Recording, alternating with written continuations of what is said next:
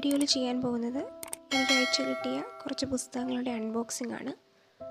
ഒപ്പം ഓരോ പുസ്തകങ്ങളെ പറ്റിയും ചെറിയ രീതിയിലുള്ള വിവരണങ്ങളും. ഇന്ന് പരിചയപ്പെടുത്താൻ പോകുന്ന പുസ്തകങ്ങൾ ബ്ലേക്ക് ക്രൗച്ചിൻ്റെ ഡാർക്ക് മാറ്റർ, പി.കെ. ബാലകൃഷ്ണൻ്റെ ഇനി ഞാൻ ഉറങ്ങട്ടെ, ഹെലൻ ബ്രൗണിൻ്റെ Cleo, Alone Together Selected Stories, Murakami Men Without Women, Henning Mankell Before the Frost, Stephen Hawking the Grand Design, P പത്മരാജൻ്റെ ലോല, ഒ വി വിജയൻ്റെ തലമുറകൾ, സാറ തോമസിൻ്റെ ഉണ്ണിമായയുടെ കഥ.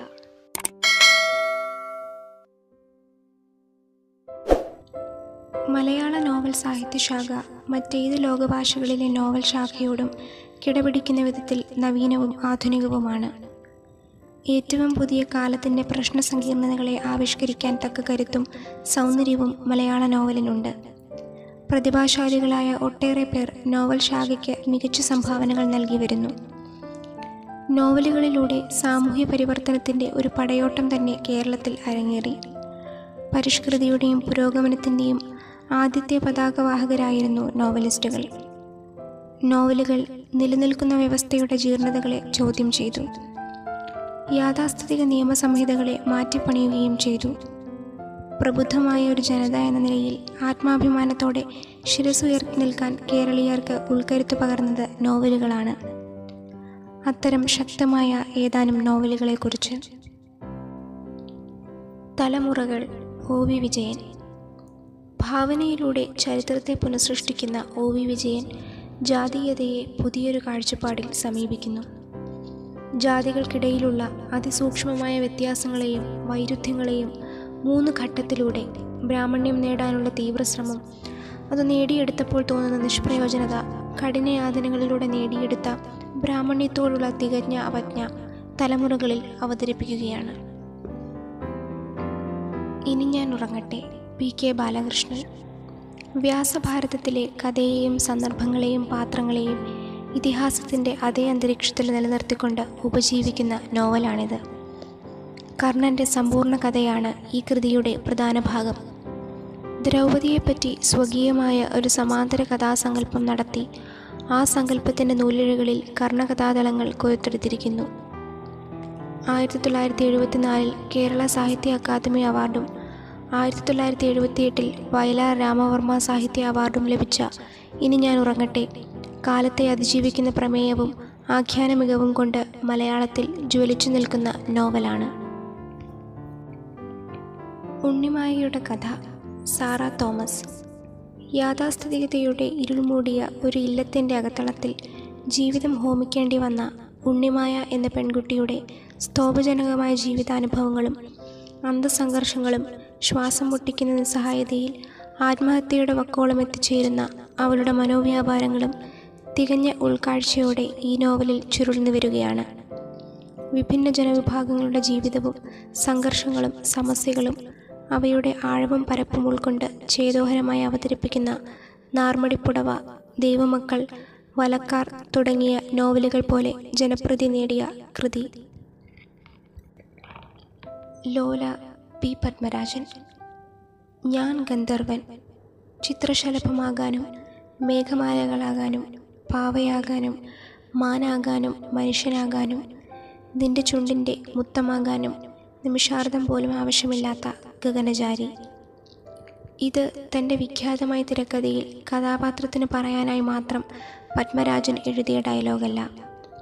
രതിയുടെയും പ്രണയത്തിൻ്റെയും കലാവിഷ്കരണങ്ങളിൽ ആ പ്രതിഭയും ഇങ്ങനെയൊരു ഗന്ധർവ സാന്നിധ്യമായിരുന്നു. പ്രണയത്തിൻ്റെ ശാരീരികവും സാമൂഹികവുമായ തലങ്ങൾ പത്മരാജൻ അനശ്വരമായി ആവിഷ്കരിച്ചു. യശശരീരനായ നിരൂപകൻ കെ.പി. അപ്പൻ മലയാളത്തിലെ ഏറ്റവും മികച്ച പ്രണയകഥയായി ഒരിക്കൽ തിരഞ്ഞെടുത്ത ലോല ഉൾപ്പെടെ 18 പ്രണയകഥകളുടെ അപൂർവ സമാഹാരം. പ്രണയത്തിനും പ്രണയികൾക്കും വേണ്ടി ഒരു കഥാപുസ്തകം.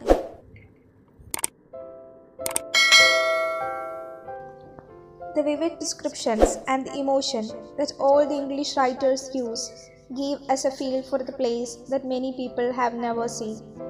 It's why those English authors are still popular even now in modern times. They had a way of writing that made the characters seem both real and otherworldly. So let us go and explore some of the beautiful books which are written by some beautiful authors. So the first book is Dark Matter. This is an international bestseller by Blake Crouch. Those are the last words Jason doesn't hear before the masked abductor knocks him unconscious. Are you happy in your life? Before he awakes to find himself strapped to a gurney surrounded by strangers in hazmat suits. Before the man he's never met smiles down at him and says, "Welcome back." In this world he's woken up to, Jason's life is not the one he knows. His wife is not his wife, his son was never born, and Jason is not an ordinary college physics professor. Is it this world or the other that's the dream? The answer lies in a journey more wondrous and horrifying than anything Jason could have imagined. The most helter-skelter, race to the finish line thriller you will read all year. So, it's a thriller book. This is an international bestseller book. And the next book is Before the Frost by Henning Mankell. This is also an international bestseller. In Woodland outside Eastard, the police make a horrific discovery: a severed head. The hands locked together in an attitude of prayer, a Bible lies at the victim's side. The pages marked with scribbled annotations, a string of macabre incidents, including attacks on domestic animals, have been taking place. And Inspector Wallander fears that these disturbances could be the prelude to attack on humans on an even more alarming scale. Linda Wallander, in preparation to join the police force, arrives at Eastard, exhibiting some of the hallmarks of her father. Maverick approach, the flaring temper, she becomes entangled in a case involving a group of religious extremists who are bent on punishing the world's sinners. Following on from the enormous success of the Kurt Wallander mysteries, Henning Mankell has begun an outstanding new chapter in crime writing. And the next book is Men Without Women. And this book is written by Murakami, one of the most influential novelists of his generation. To read a Murakami book is to feel comforted by the familiarity and predictability of its strangeness. Murakami is like a magician who explains what he is doing as he performs the trick and still makes you believe he has supernatural powers. But while anyone can tell a story that resembles a dream, it's the rare artist like this one who can make us feel that we are dreaming it ourselves. So this is a book called Men Without Women. And the next book is The Grand Design by Stephen Hawking and Leonardo Mildoni. This is mind-blowing stuff, says Sunday Times. And when and how did the universe begin? Why are we here? Is the apparent grand design of our universe evidence for a benevolent creator who sets things in motion? Or does science offer another explanation?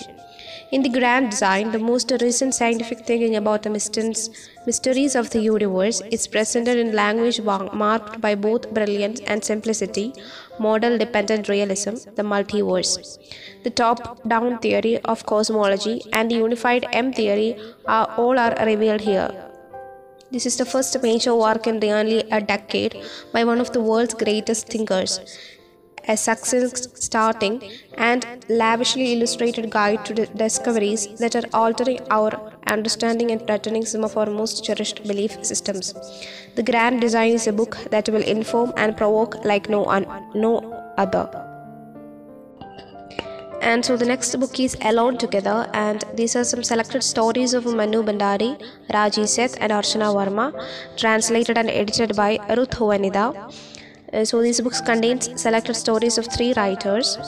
With an uncanny eye for the nuances of individual situations and strong evocative styles, 3 writers in this volume give us an insight into the interior landscapes of characters drawn largely from the Hindi-speaking middle and poorer classes.